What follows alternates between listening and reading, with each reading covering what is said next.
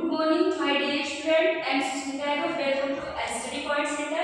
Dear, आज आप लोगों को हम बताएंगे फ्यूचर कॉन्टिन्यूअस टेंस. ठीक है, फ्यूचर कॉन्टिन्यूअस टेंस का रूल फॉर एग्जाम्पल. ठीक है, क्या इसकी हेल्पिंग वर्ब होती है, क्या इसकी पहचान होती है और कैसे ट्रांसलेट को हम सॉल्व करते हैं. ठीक है, तो आइए पहचान करके देखते हैं.